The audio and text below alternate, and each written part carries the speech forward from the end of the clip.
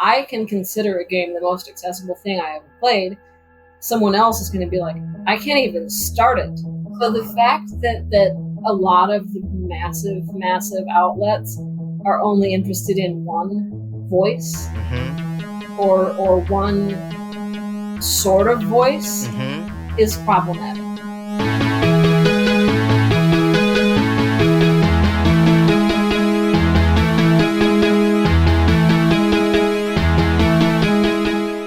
Welcome to Pixel Therapy, the video game podcast where we look at the games we play through the lens of the player, where what you play is just as important as how you play it, and where emotional intelligence is a critical stat.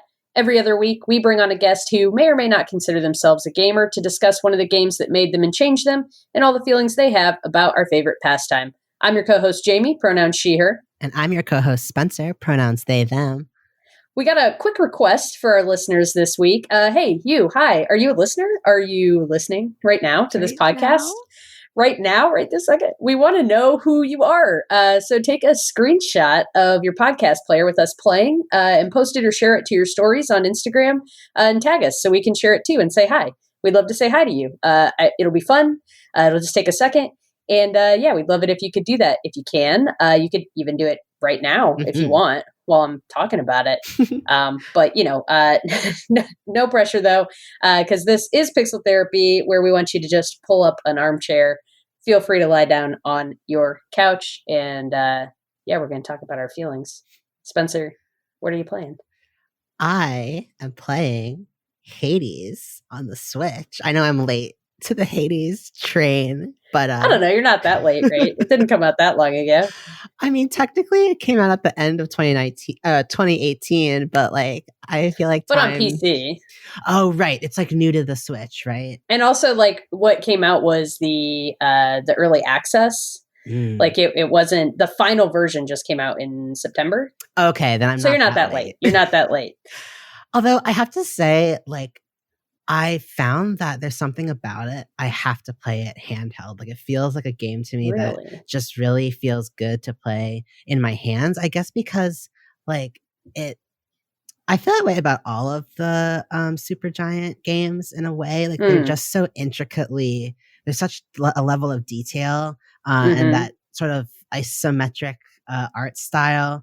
I just want my face to be really close to the screen so I can take it all in. And the kind of like very, I know it's described as a rogue-like dungeon crawler, which normally isn't my cup of tea. Like, I get kind of stressed out in those kind of situations, but same. I think that's part of the reason why I and so many other people, I'm sure, love this game is because it is that, but it also is set up in a way that encourages you to try again and rewards you for your perseverance. And I love the way that it's set up. Like, the more you play, the more you realize, oh, there actually is a very rich story here. And I personally have heard that there's some very queer romance options that become available to you. So I'm very excited to meet my future husband. Yeah, you gotta get and give that nectar. And that nectar. And just to for people who have not heard of this game, I realize I should sort of preface it, but you are Zagreus, the son of Hades, the very naughty son of Hades, and you are currently intent on fighting your way out of the underworld. And Hades is pretty certain that that's not going to happen for you, which he very haughtily likes to remind you every time that you come back home. But essentially, there's a window out of the Hades castle that you use to escape, and you try to fight your way through the shifting labyrinth of the underworld to make it to the surface. And you are a god, so you can't really die. But every time that you are slain in your attempt to escape, you revive back home with old dad. And there's a whole cast of characters that you begin to learn about, this whole family of gods within the arcana of the sort of Greek like god and demigod family tree. And so at first, you think it's one thing, but then it very quickly asserts itself to be this very cool unfolding story. And it's so stylized. Of course, Supergiant, incredible music. Voice acting is rich and luscious. Voice acting is great. Oh my gosh. You ever had a crush on a voice? I have. Multiple times, all of their games. Yeah. You ever had a crush on a sword? I have. Yeah, they're just, everything about their games feels like it is hand-drawn art, but the entire game just feels handcrafted in a really it's like, yeah, such like a bespoke, like tailored experience. Everything just feels placed just so. Even in a roguelite where there's all of this there's a lot that's randomly generated, it still feels like all very carefully and lovingly placed, and so much attention to the detail of the characters and the world and the art and the music, and it all just comes together in this experience that's wholly super giant. Yeah. And there was something that I was thinking about, like this whole existence of the God mode in the game. So there's this setting that you can turn on where if you get killed, it actually makes you a little bit stronger. And so cumulatively, if you keep trying and keep dying, like it only makes you stronger and able to experience more of the story. And I just feel like it is set up for a way that even if you're someone who's not into like this type of action game, you're still able to enjoy the music and the art and the story and the relationships and the characters and the surprising emotional moments and beats that you might not have the patience or the stamina to otherwise get through. Like I like how it says that like you don't have to be someone who's really good at this type of game to be someone who can play this game. Like it almost is kind of like breaking down that kind of barrier for someone who may not be like a quote unquote gamer, like if I'm being kind of romantic about it. Yeah, absolutely. So are you playing with God mode turned on? I did turn it on last night because I started getting sad. I don't know. I take it very personally when I die. Like, and the game sort of tells you, like, hey, you're a god. Like, dying's not a big deal down here. Like, you're in the underworld. Like, it's all good. And I'm like, no, it's not good. Like, I failed and I keep failing because I suck. Well, and it's actively, dying is like actively how you progress the story with the characters, because every time you die, you return to the House of Hades, and all of the characters in the game are there, and they all have new dialogue prompts now, so you can advance the story with them and talk to them and learn something new about them. So it's certainly meant to feel like a reward, but I can't get out of my head about it. I still get pissed when I die, especially if I had like a long run and got far, and then it's just fuck. Right, because you have to, I don't know if we explicitly said this, but every time you die, you have to start over at the very beginning. Like you're in your bedroom again, you jump out the window and you're back at square one. And it doesn't matter if you've gotten through 5 or 50 chambers, like you're back right there at the beginning. And normally that's a mechanic that would drive me away. Like I'd be like, oh no, that sounds like hell. I mean, you are in hell. It is personal hell. But how it sort of turns that into something to pursue, like I just really love what this game has done with that. Yeah, I agree with that. And I did earlier this week, I did complete a run, and I'm excited for you to get there so we can talk more about it. I don't want to spoil it. I do think it would be a spoiler to talk about what happens when you actually complete a run and you reach it's the end of the game. I'm doing quotes, but it's not the end of the game, because the game wants you to continue running and continue doing it. So it is really interesting how they set that up. And I've tried a lot of roguelites, and this is the only one that has gotten me to like actually stick with it and not just get frustrated, because I do hate feeling like I'm not making any sort of real progress. And that is what roguelites tend to do, is like, oh, you fucked up, guess it's back to square one for you. But the game does, like, you're collecting resources that you get to keep pretty much all of the resources. There's only one resource that disappears when you die. It's coins, which you can just use to buy items and upgrades while you're doing a run.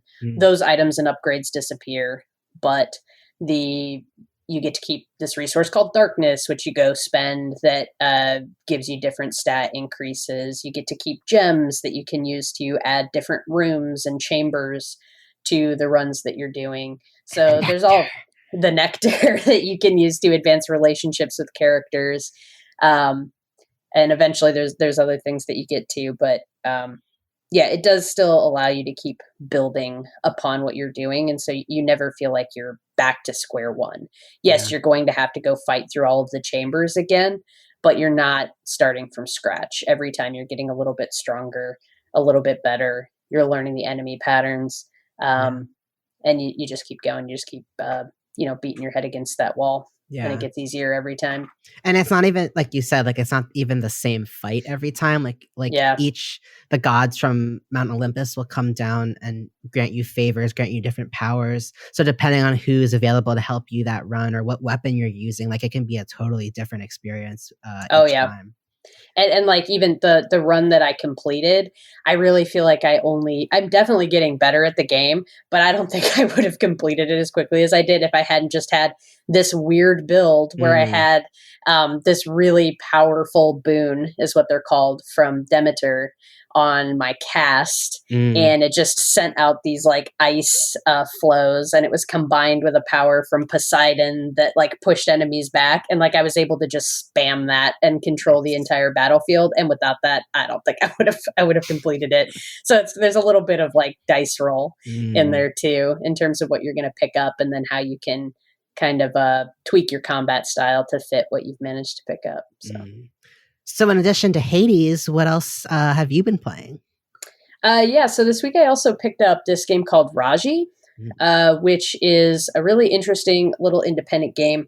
It came out first on Switch, and it came out in August of this year. And then just a couple weeks ago, on October 15th, it came out on everything else, PS4, Xbox, PC, all that good stuff.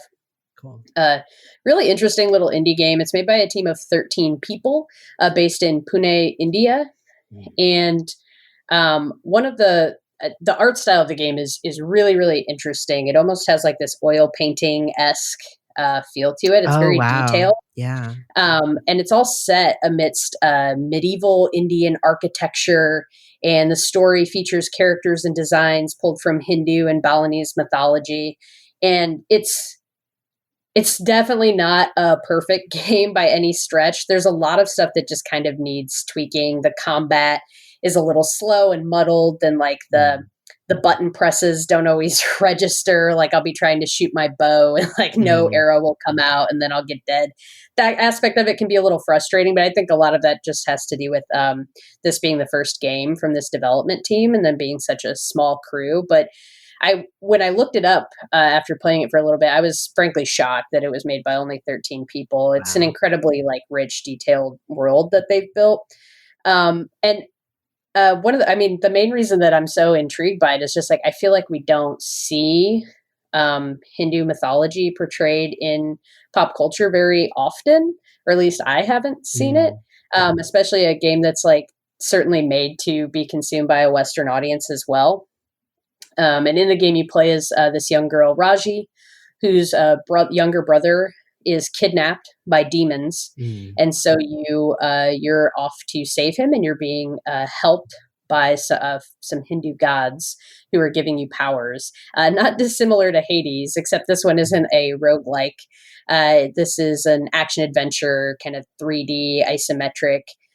It's got fighting, it's got puzzles, it's got platforming. It's just a really cute, interesting little game, and I'm really interested to see what comes next from these developers. Because as I was reading more about them, I learned that India, there's a lot of game development that happens in India, but a lot of it is Western companies outsourcing things to Indian companies, and not a lot of grassroots Indian development that happens. So the fact that the game even got made, actually, I saw this quote from one of the co-founders, this guy, I'm going to probably butcher his name a little bit, Avikal Singh, in a Eurogamer interview from December 2017. He said, "This is not just a game for us. We wanted to set an example because India is predominantly looked upon in the West as a source of cheap outsourcing and call centers. Everyone on the team wanted to make a difference, and we've given everything monetarily and emotionally. As an Indian studio, we have gone through a year of struggle to make sure that this project sees the light of day. We truly believe that Indian and Balinese mythology has a richness of knowledge and storytelling which is relatively untapped and unexplored. Since the games industry is still very new in India, we've had no help from the government, from banks, or investors. Hence, to sustain ourselves throughout these 12 months, we've had to pool our savings, sell an apartment, and take out personal loans from our families. Literally, blood, sweat, and tears have been shed. So this small team really, they put a lot into this game, and I think it's definitely been getting praise. The Metacritic is a little mixed, and I do think that's because some of that, the like technical issues with the game that I mentioned before, but I think it's worth people's time. And I just love to see more games exploring different types of mythology. I mean, I love mythology, but when I think about it, like we've been so exposed to Norse and Greek mythology in pop culture, and there's a lot of other rich mythologies out there that we don't get to see very often. So it's just been cool to explore that and explore that world, and to see it created by Indian developers and with Indian characters. You know, I think of like a lot of times the only way we've seen those kind of worlds portrayed is through games like Tomb Raider and Uncharted, where it's a white person going into those spaces. So it's just really cool to see it come from those folks and represent their, you know, they're representing their own culture and the characters are from that culture. And yeah, that's all really cool. Yeah, like exactly what you said. Like I think we've been conditioned to, when you think of a quote unquote fantasy game, to immediately think of a European mythology, like all the big titles from The Witcher to God of War to even like Hellblade. I mean, even like what was Horizon Zero Dawn, still like a white culture. It's kind of like this nomadic European with strange indigenous appropriations sprinkled in among there. But still, like this idea that it has to be translated through a white experience or white gaze, like it's like you said, it's awesome to see games like this authentic to the culture that it comes from. And just to kind of add on to the significance of this game, I actually just read that it was the first Indian-made game to be featured on the Nintendo Direct stream, which is a pretty cool achievement. Oh, awesome. Yeah, I know. And they kind of like, it was, I know it was a surprise. It got announced for Switch at the same, what the hell is it that Nintendo does? They do these little like Nindy Directs, I think they call them Nindies, N-I-N-D-I. Yeah, like an indie game, but Nindies. They've been doing this for like a year now. This is what they're calling them. I think they've already workshopped it. They're happy with it. So yeah, they did this little Nindies presentation where they release a video of trailers of indie games, and that was where I saw Spiritfarer. That was where they announced Hades was coming to Switch, and Raji was one of the games in that mix, and people were kind of like, "Whoa, what's this? This looks so cool!" And yeah, now it's on PlayStation. That's where I've been playing it. But nice. Yeah, just a really, really cool game, and it's getting some attention, and I think it's well deserved. Yeah, and before we move on to our very exciting guest, like one more thing that I really loved reading about Raji is that even the English voiceovers for the goddess Durga are delivered, in English with an Indian accent, and there's no sort of apologizing for the fact that English is not, nor should it be expected to be, anyone's first language, and also just staying true to the Indian roots of these characters and this world. And that was something that I thought was cool about Ghost of Tsushima too, is the sort of unapologetic, accented voices, because this is the story that we're telling. And that was just another thing that I thought was really neat. Yeah, I agree. It's very cool. And you know what else is very cool? Our interview with Courtney Craven that we're bringing you today. Courtney is the founder and editor-in-chief of Can I Play That? Can I Play That is a game accessibility resource for both players and developers. They write articles and reviews about games. They also offer commentary, opinion pieces from disabled gamers, helpful accessibility guides, and a community soapbox feature where you can get to know members of the community. The conversation. Go Yeah, ahead. I just think Can I Play That is so cool because they've really grown into this resource for game developers to sort of like, make sure that they are designing inclusively. And I think it's just really awesome to see the way that CIPT has carved this really important space for this conversation in the video gaming industry.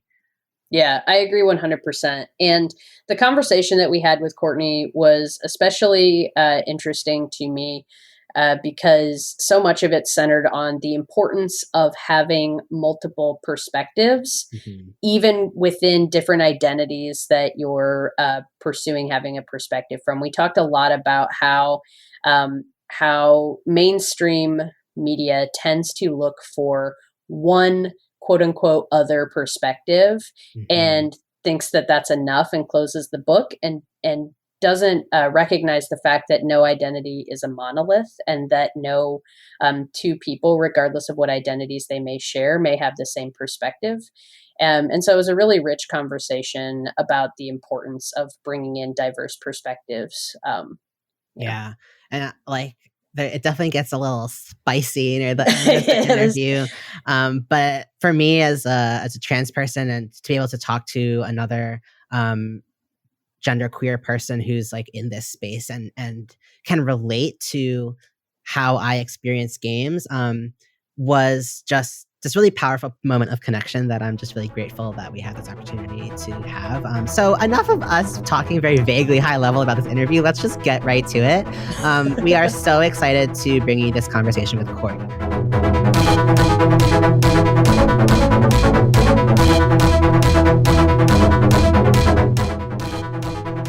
Courtney, thank you so much for joining us in the virtual Pixel Therapy studio. We're so happy to be sharing space with you today. I'm glad to be here. For folks who may not know you or may not be familiar with your work, we'd love if you could first let us know your pronouns, and then maybe say a little bit about how you've been spending your time and specifically the work you do with Can I Play That? Sure. I don't really have pronouns to speak of. I don't have a preference, but I usually default to they, them, just for ease of use. And, you got to have something. So utility, yeah. Exactly. And I am the founder and editor-in-chief of Can I Play That, which is a media/news outlet for all things video game accessibility. We started as a hub for disabled gamers to be able to learn about whether or not they're going to, like the name says, be able to play a game.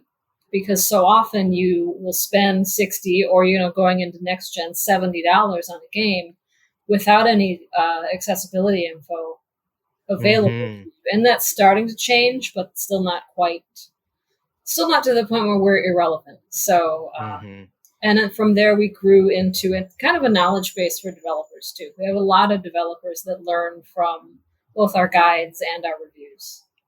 Awesome. And yeah, how has the Can I Play That community sort of evolved since you started in 2018? Like it seems like you've really been just growing exponentially. And where do you have plans for where you hope to take it in the future?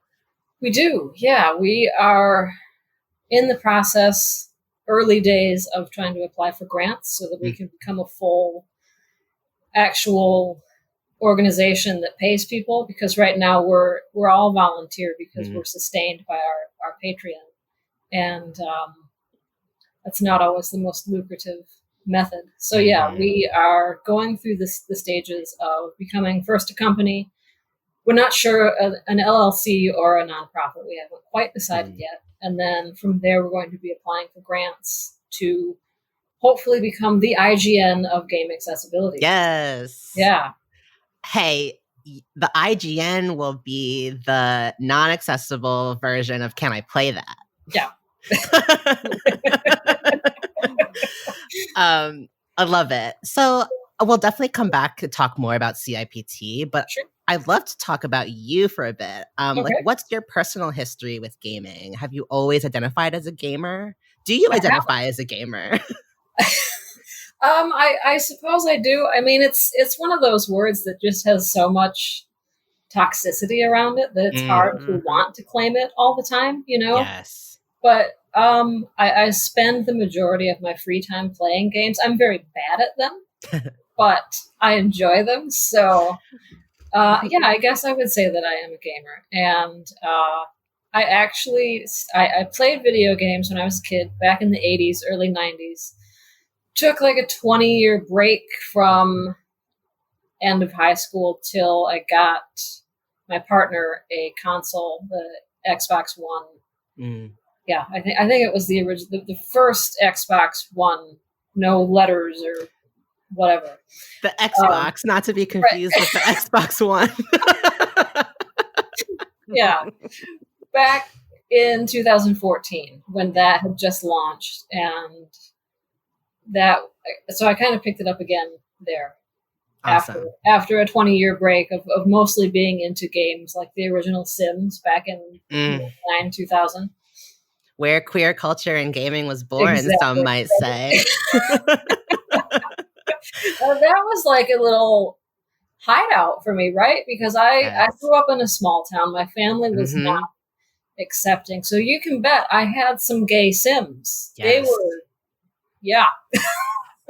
Oh my God. It's so validating to just hear you say that, just because, like I didn't quite know what a woohoo, what was happening in there, but it was validating in some way, and it made it. I do believe The Sims laid groundwork for me to later, without any trans people or trans accepting people around me, to be like, maybe this is a thing, because The Sims are doing it and they're supposed to be people. I do want to come back to something you said a couple minutes ago, which was that you're bad at games, but you love them. And I think that what you were saying too about the toxicity in that label of gamer, like this idea of really all that a game requires is that you enjoy it, that you interact with it, and that you get something out of that interaction.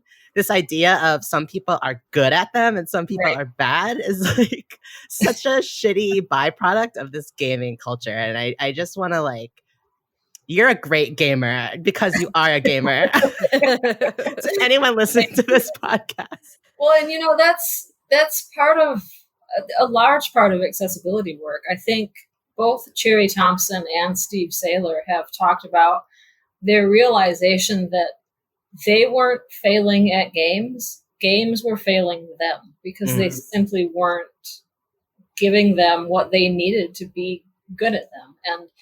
And I think it's about 50-50 for me. There's some things that I just suck at, and that's fine. But, so yeah, the get good narrative needs to just die already. It's the most unwelcoming thing ever.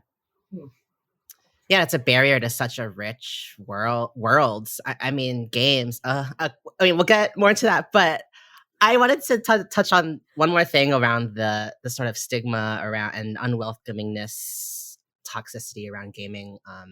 I saw a tweet, I think from this morning, where you had mentioned changing the heart and mind of a parent who believes that all games turn kids' brains to mush.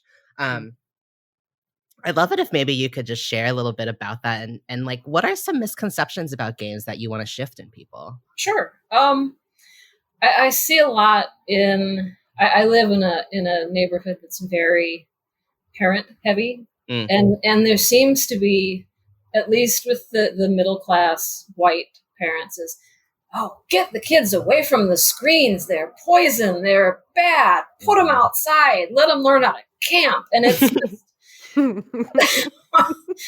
while that's all well and good, great. Yes, learn outdoor skills. Realize how limiting that is. There's so much that you can learn from games, that kids can learn from games, because there is, especially in a lot of games that kids like Fortnite, it requires cooperation and communication, teamwork.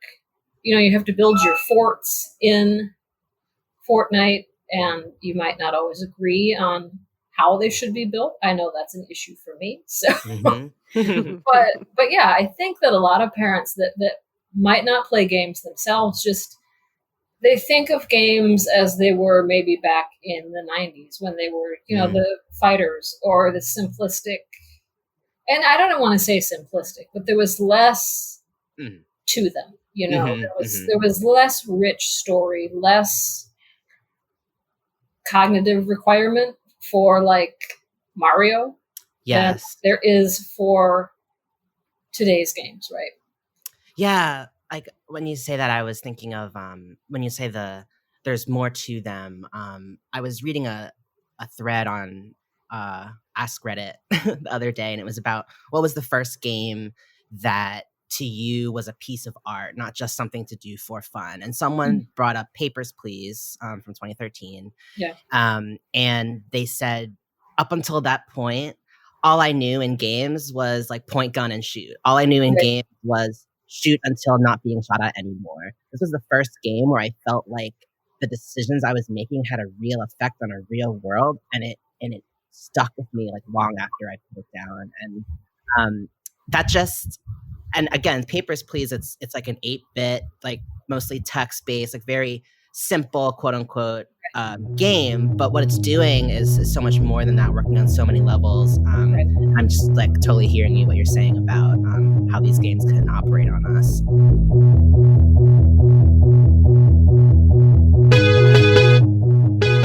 Kind of shifting a bit, I was reading your back from July, the article that you'd written about Red Dead Redemption 2, and I'd love to read a short just a couple sentences from it, just to contextualize this next question.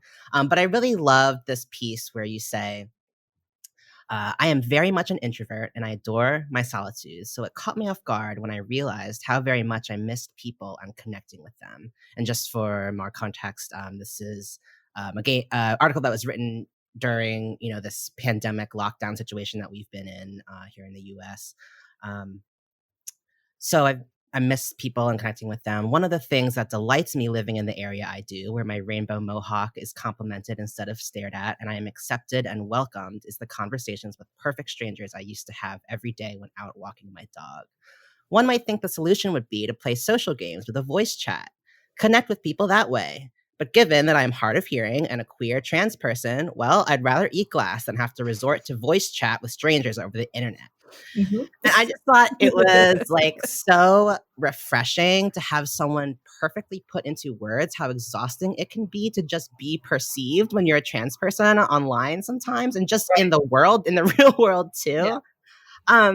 So thank you, first of all, just because I think you're the only one of like I can count on the fingers of one hand, like the trans games writers that are out there, like putting into words like things that I'm thinking but don't know how to place because there's no one else to talk to about it with. Thank you. But I'd love to hear from you. There's a beautiful article on Red Dead Redemption 2 that folks should definitely look up on Can I Play That? And it's caniplaythat.com, right? Right. Yes. Or Can I Play That .gay? We have that. Oh my God. Too. Yes. I'm bookmarking that one just on principle. But what has your relationship with gaming been like during this time of isolation, of lockdown? Like, what's that been like for you? It's kind of been a little bit of a saving grace because, we are so cut off from people. And I'm not a majorly social person anyway, but as I said, I did used to enjoy just stopping, being not within shouting distance, 6-10 feet away, having to yell at each other and try to hear, but just talking about simple conversational things, and you lose that when you have to stay a certain distance from people, or when you never know is this person not wearing a mask because they just don't care, or, so especially as someone that's chronically ill with lung issues to begin with, it's just not a risk I can take. I can't stand and talk to somebody if they're not taking the same precautions I am, Yes. So it's kind of been a way for me to interact with worlds in place of the way I used to interact before. What was it, March? Feels like it's been forever, but this all started in March. But yeah, it's a good escape, and games like Red Dead 2 or any open world exploration that you can just kind of take it at your own pace. Go, pick the flowers, max out your herbalism skills. I would never, you would not catch me dead outside actually picking flowers from the ground. But I don't want to get dirty. Yeah. But to be able to do that stuff in games, it's kind of like a meditation. It just it's a break from the shooting or the crimes or stuff like that. And then again, in that game, Arthur's relationship with his horse, where you can just do the what is it, the left stick click, and you pat your horse, and he has his little lines. That's my girl. Yes. And I love it so much, because not only is it just something that's heartwarming to see, it really, without really saying anything, it challenges that horrible notion of what a masculine cowboy is, Yes. Yeah, I've really Red Dead Redemption 2 and Ghost of Tsushima both are standing out in recent memory in terms of sort of taking this masculine archetype, whether it's the American cowboy or the shogun warrior, samurai, this idea that you can break free from that and you can define masculinity for yourself, and sort of men are allowed to feel tenderness, men are allowed to have emotions. Just because someone is alone doesn't mean that they're an island onto themselves. There's a deep emotional richness within these people. And, I think if I had had access to something like that when I was younger, I would have been so much happier at such a younger age, because I laugh about it now, but it's the truth. For the majority of my life, I did not believe that I could be transgender, because I've always leaned more masculine. But I like fancy soaps and bath products. Those are feminine things, right? So if I like those, obviously I can't be transgender, because that's a very feminine thing. So it's so black and white. So I think if we had more representation of the spectrum of masculinity, it would make a lot more people feel comfortable with, okay, I can have this quote unquote feminine quality and still feel the way I feel I am, Thank you for saying that. Yes.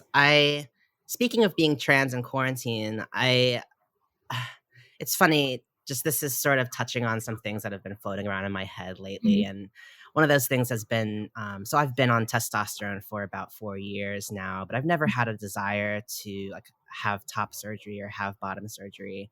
And even what you were saying, even before I even was aware of a desire to explore hormones, I grappled for years and was constantly going back and forth between butch presentation and this sort of middle ground chapstick queer flannel situation, and then going hyper femme, because the only people that were attracted to me were cis men who felt like they had some entitlement to my body. And I also thought, because I didn't mind presenting femme, or because it didn't hurt that bad when someone sheed me, or because I wasn't I cried a lot, and I don't associate with a lot of the tenets of cis masculinity. I thought, well, then I must not be trans. I must be someone who just constantly thinks about trans men and fetishizes them. I thought for so long that I was just a chaser. And it wasn't until I was literally in the middle of hooking up with another trans person, and I looked down and I had, sorry, TMI, I looked down and I had a strap-on on, and I just totally gender euphoria catapulted out of my body into the ceiling, that I was like, oh my God, there might be something here. And really the people I turned to understand my masculinity were other trans folks. And it didn't matter what gender they were. Masculinity is not tied to any specific parts or any specific gender. I don't know. my concept of all of those things has opened up so much when I've gotten outside of this idea of what our culture, our mainstream, our media tells us. And like you said, I feel like I would have been so much happier. I may not have even put myself into so many boxes if I had just seen more examples of that. Right. Sorry to just go off on a tangent, okay. but yes, just all the yes.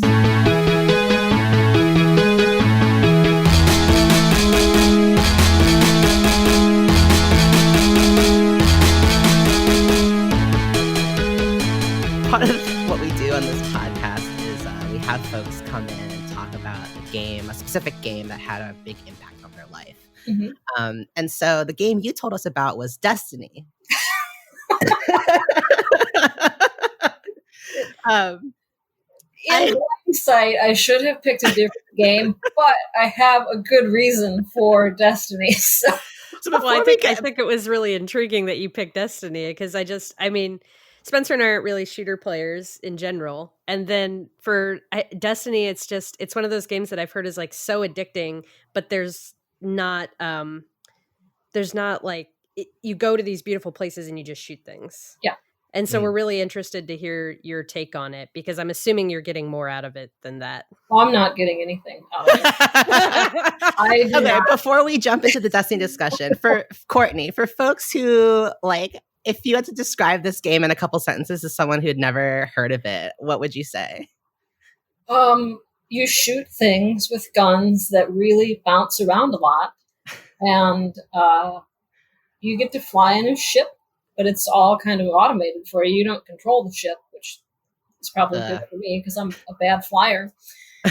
And you get armor, and sometimes you can put cool colors on it. And that is about all I know about Destiny. That's the extent of my knowledge.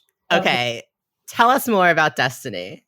Well, the reason I chose the game as the one I wanted to talk about was because it was the first barrier that we went back in 2014. I think, when did Destiny launch? In 2013? 2014. Okay. Very close. Yeah. So we had gotten it in September 2014. And, $60 game. My partner was deaf. Started it up, and like 30 minutes into the main campaign, this was back before it had like 50 different worlds you could visit. There was the campaign, and you did it, and that was the game. About 30 minutes in, there was this part that relied on hearing, and my partner was deaf. I, at that point, was not really quite into games yet myself. I was into them as, listen to this for me. It's not caption what's happening right now. That was my extent of interaction with games at that point. And at that, it was that game, that section where you have to listen. I think it was the Hive. You have to listen so you know when to run from them or whatever. And that was where the game ended for her, because she kept dying over and over and over because she couldn't hear, and there were no visual cues. Wow. So that was the game that started my career in games and game accessibility, because we had that thought, okay, well, certainly we're not the only people that are deaf or hard of hearing in the world, so we certainly can't be the only people that have this problem, right? So she took to Twitter. I hated Twitter at that point. Let me know how you got over that, because I'm still in the hating Twitter phase. That was kind of by necessity, and then it became like a lifeline, right? Because up until she died, she was the face of the website. She was the go-to person. I was behind the scenes doing the writing, the producing of all of our content, and that's stuff like that. And that was kind of how I wanted it. I didn't want to interact with anybody. Yeah. Because it's such a shit show that, Yeah. And then after she died, I found that the people on it that had connected with her were the people that were there to support me when the people in my real life had failed, because I was too sad. Okay, you keep talking about death and how sad you are. I don't want to be around it. So until you can get that together, I think we're going to put a pin in our friendship, right? Yeah. So Twitter became the only place that I could really talk about it. And it was amazing how many people like understood, you know, or even if they couldn't understand, they actually genuinely cared, clearly more than the people in my face-to-face life, you know. So I've met a lot of very good friends that way, and most of them I have not met face-to-face. I hope to change that one day, but the people that I know on Twitter have become some of my closest friends. Wow. That's incredible. So now it's just, it kind of is my social life, you know? Yeah. Yeah. Yeah. I think what you said about how for people, like people can try to empathize with what you're going through, whether that is grief, whether that is, you know, being a Black woman, whether that is being a disabled person, whether that is, you know, being trans, and being out and unapologetic about that. It feels like there can be this threshold where folks who quote unquote mean well are just unable to take or think that they can't. I just, it's so true what you said. There's just this wall of,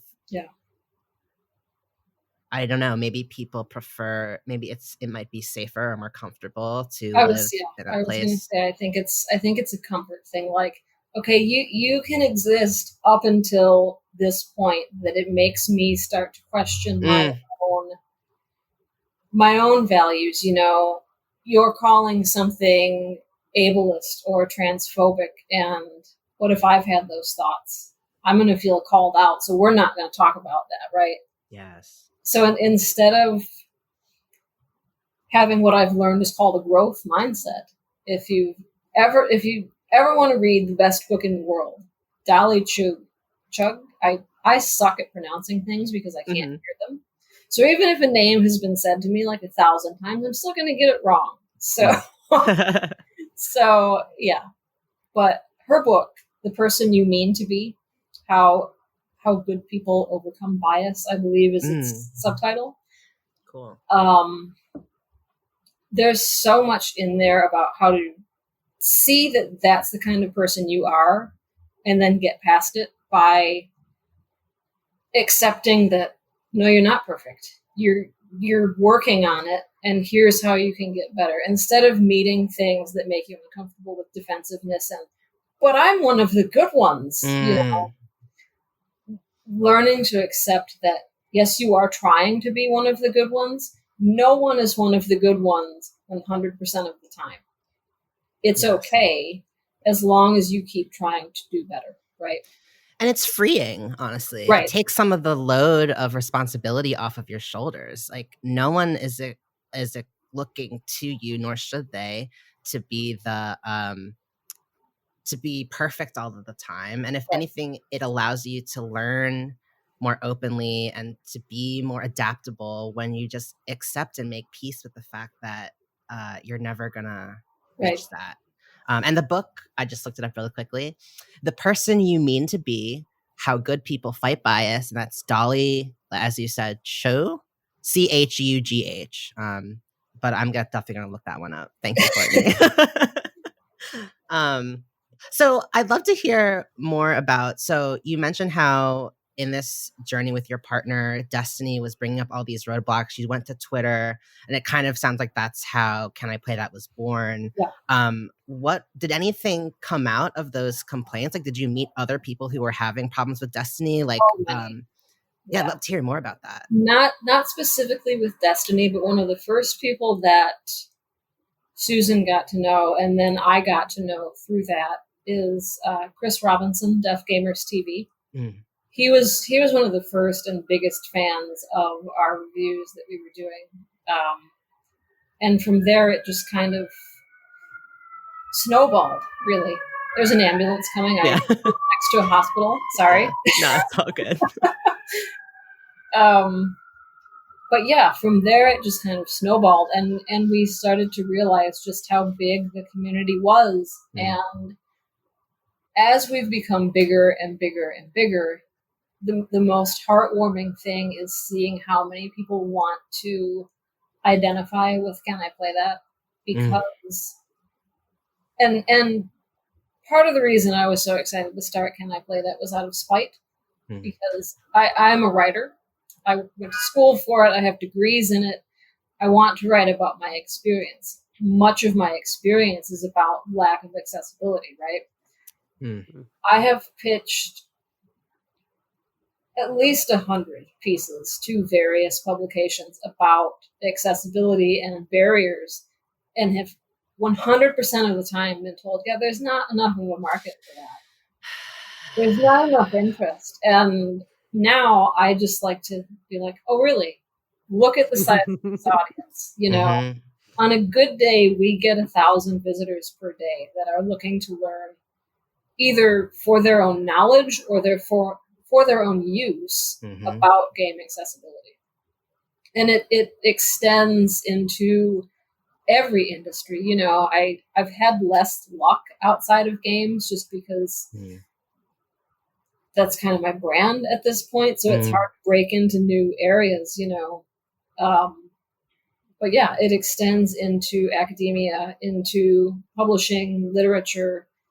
Every single industry has an ableism problem. Yes. And it's kind of this process that people go through. Once they realize it, they either are like, oh, well, it's not my problem, or they have the positive, oh, I never even realized, you know. And it's that reaction is what has brought about so much change in the industry. That's been the positive interactions we've had with a lot of the both indie studios and AAA studios have been just through reading. Like, we didn't even realize that this was a problem. Like, we put the subtitles in the game just because you're supposed to have subtitles. We never thought that, shit, maybe people should be able to read them, right? So. Right.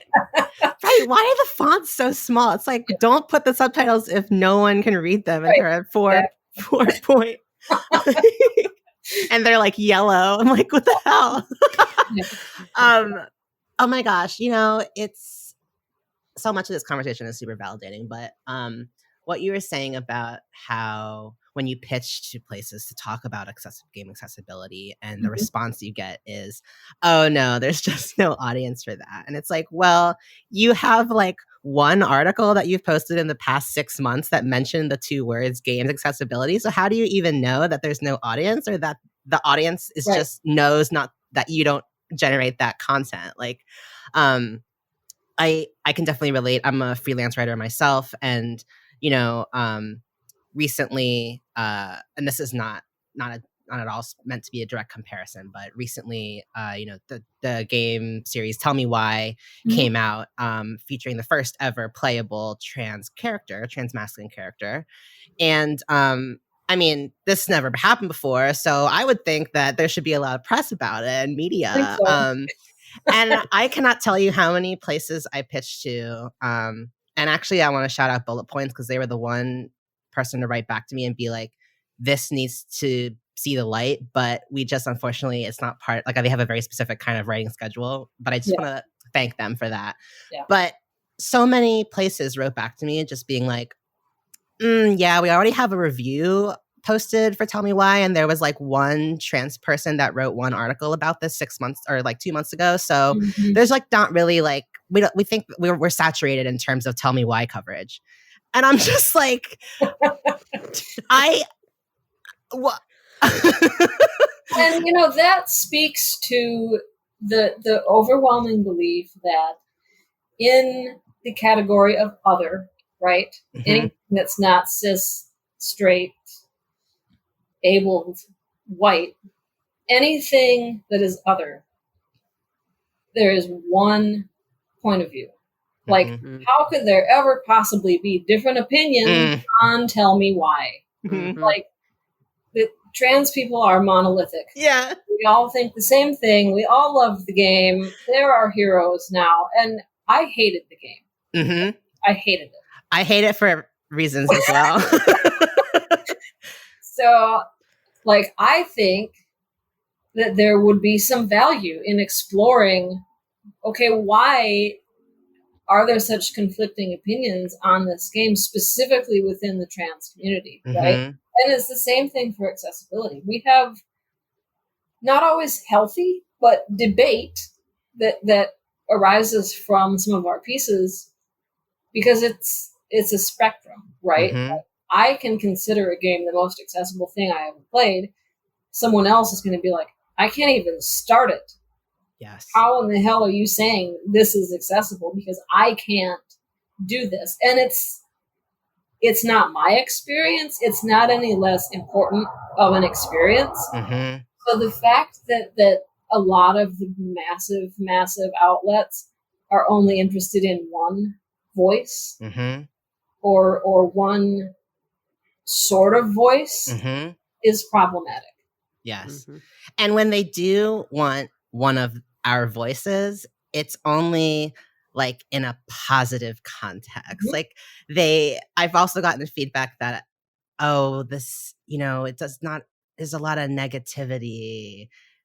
And I'm like, trans people can be mad too, like we're not like, like the definition of inclusivity is not, oh, we made a game that has a trans character now so the can stop complaining. Right. It's like, sorry, I shouldn't say the T slur, so that trans people will stop complaining. That's me being a cis white man game producer. But, we're not here to beg for scraps at the table. We have always been here. And trans people and people of color have built the games that white cis men love to hold up as like their reasons for existing. And like you wouldn't have gamer culture without us. So right. Don't act like these crumbs are like that we should be thankful for them. Right. I'm just so excited to talk to someone who also has feelings about Tell Me Why. I just want to mention that the reason that I have thoughts is that, there has not been specifically trans masculine representation in media in any sort of way that is respectful or celebratory of our identity, like possibly ever in any sort of mainstream format. I mean, there's movies that you could say, portrayed by cis actors, like movies that have come out in the past that are always about violence committed against us. And right. There are trans actors portraying trans masculine characters in TV, and that's happening more and more now. But, I just thought that it was shocking and appalling in some ways that the two first games in 2020 to have trans masculine representation, The Last of Us 2 and Tell Me Why, both of those trans masculine characters, whether the game was actually about it or whether that trauma was just used to promote and raise titillation about the actual story of a game, the fact is that a trans masculine character was used and specifically pitted against and had to violent and was portrayed to kill their mother. Yeah. And I think that when you talk about butch phobia, when you talk about, the way that many people see trans masculine and butch people as, women who had the audacity to try and be men, and how disgusting people, right. How much hate that we get for that. I just think that it's incredible that that would be the depiction in both of these games and that no one is talking about it. Yeah. So I get really worked up really quickly about this, just because it's so quickly dismissed, because I think a lot of people assume all trans men must be skinny, white, male passing, like super binary. It's so easy to be trans masculine. And I'm not saying that trans masculine people don't contribute to, femphobia and to problematic ideas of masculinity, that trans men don't uphold white supremacy, that trans men don't uphold, gender inequality. But there is not one way to be trans masculine. And, it's not a monolith either. That's all we've been saying. It's not a monolith. Right. And it's just upsetting that, as you've said, Courtney, like we get one story and then we're told like, okay, like, can you just shut up now? Yeah. There's a TED Talk. I can't remember who it is by, but it's called, I believe, The Danger of the Single Story. And it's essentially about what happens, how we come to see any marginalized identity when all we hear is one version of one story told about them over and over and over again. And that's exactly what you're saying, is in both of these massively popular games, the main characters have come from these horrible, broken, I murdered my mother home. And that's just not accurate. Yes, that happens. Yes, there is a lot of parental abuse and abandonment issues within the trans community, but there's also a lot of support. We don't all have these horrible, sad stories. So to have that be the focus and the majority focus is just doing us a disservice. And we're not all trying to kill the women around us or inside of us. To be a trans man, to be a man is not to be violent towards women or to be violent or oppressive towards the femininity inside you. Like, fuck that. I did not consent to be a part of that narrative. And I think that too is just another way that toxic masculinity just seeps into this. Like, a trans masculine person can embrace their femininity too. And like, don't put us into that prison of toxic masculinity with you. We didn't ask for it. So damn, this is a great conversation.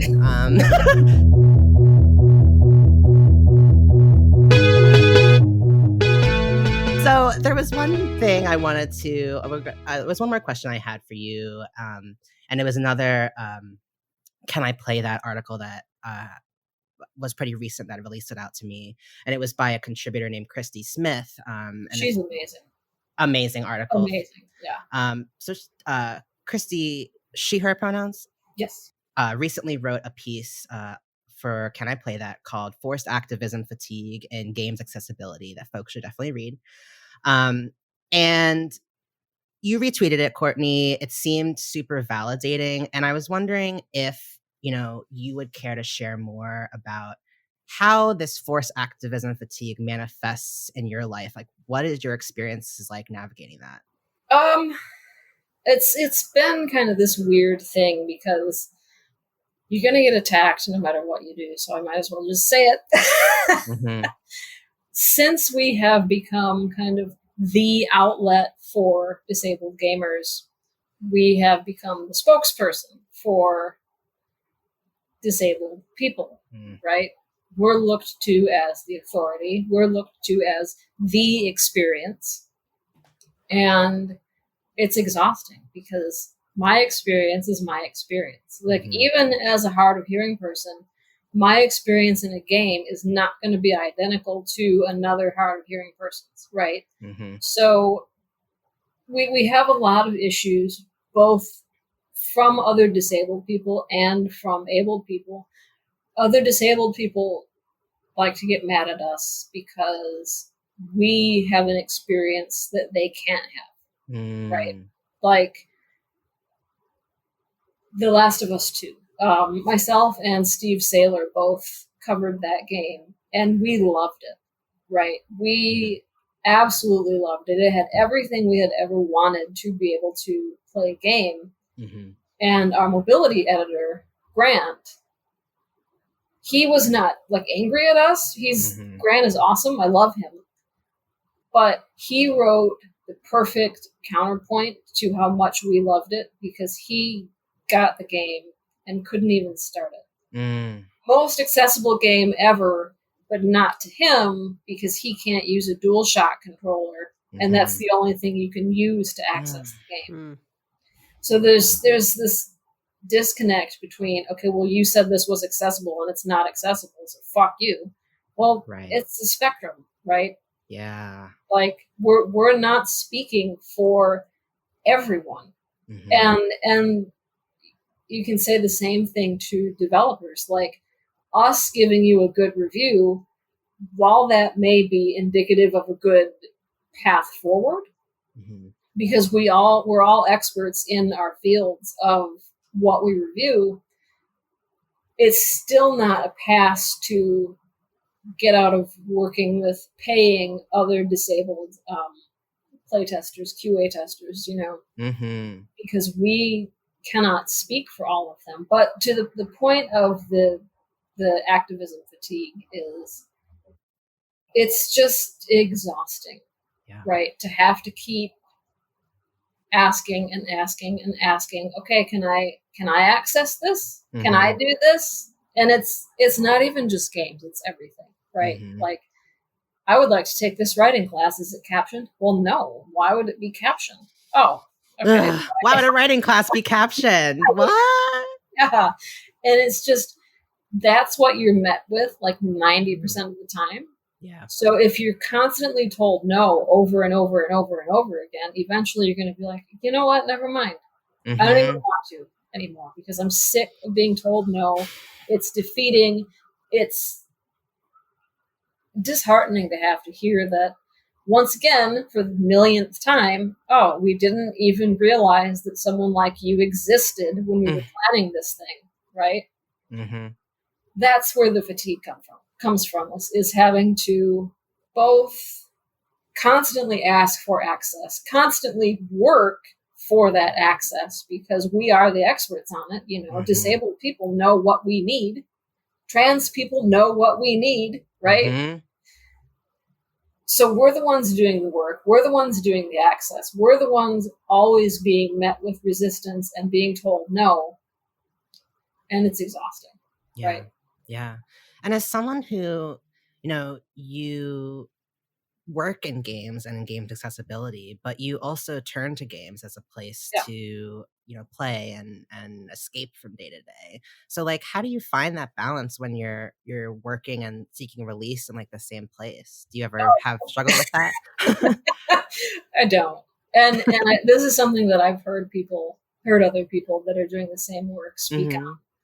It's hard to turn off the critique brain, right? Like there have been games that I've just straight up refused to review because I enjoy it. I want to continue enjoying it, like Spiritfarer. Yeah. Should have reviewed it. I didn't want to because I just wanted to enjoy the game. I just wanted to like it. I didn't want to have to criticize it. And there's so much to criticize that it was just, what? I'm going to take a pass. I'm not going to do it. Yeah. Oh my God, that resonates. Specifically Spiritfarer. Okay. Courtney, this has been amazing. Where can folks find you online, and what are you up to anything exciting right now that you want to share? I'm starting to dip my toes in waters outside of video games with accessibility.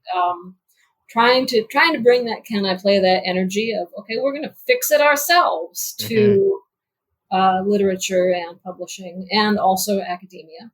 And I've been very lucky to be able to work with a few brilliant people in those fields. So that's exciting. But games are pretty much all I do when I have the free time, and I can be found on my personal website for non-game things at clcraven.com. Obviously, I can be found at caniplaythat.com and on Twitter at Cyclopedia Brain. Beautiful. Courtney, before we let you go, actually, I forgot to mention, Can I Play That is having currently a call for specifically Black and Indigenous people of color to submit. Did you want to say more about that call out and what y'all are looking for? Sure. We made the call because, excuse me, while we were founded by a woman of color, since she passed away, we have misstepped somewhere, and this is one of the things I learned from reading The Person You Mean to Be, was we weren't actively seeking diverse voices. We took the approach of, okay, well, whoever wants to submit to us will submit to us, right? No. Right. No. You need to actively seek out the talent that you want your publication, your site, your company, your anything to represent. You need to look for it. You can't take that, oh, well, we don't consider race. We're colorblind. We're just going to take whoever we can get. That doesn't work. It hasn't worked so far. Let's stop doing it. Actively seek out the kind of representation you want and pay for it, right? So while our goal is to be able to pay all of our contributors, we currently can't because we are not getting a whole ton of money from our Patreon. But we all, our editorial staff, we all agreed that our first money for pieces would go to people of color. Awesome. Because that is a seriously underrepresented voice, not only at our site, but within the industry as a whole. So we want to improve both ourselves and what we represent in the community. So it was important to us to have that initiative, and it made some people angry, as I'm sure you can imagine. Well, now you're being racist. No, you're not. No, you're still being racist. The person asked. You're being an ass.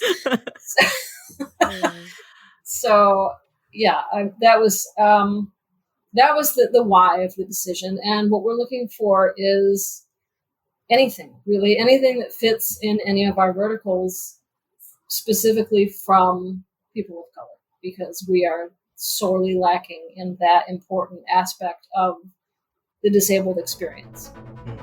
Great. Awesome. Courtney, thank you so much for joining us. This has been utterly fantastic. We've loved having you. Thank you for having me. It's been wonderful.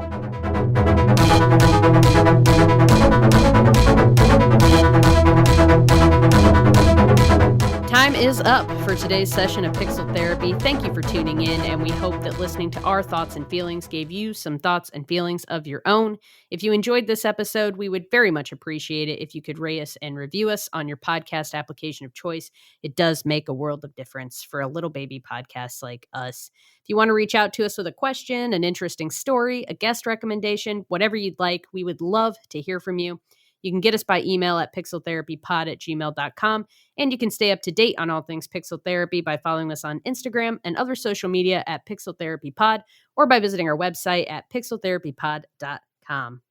Thank you. And finally, since we like to put our money and our energy where our mouth is, we like to end every episode with what we call a recommended side quest.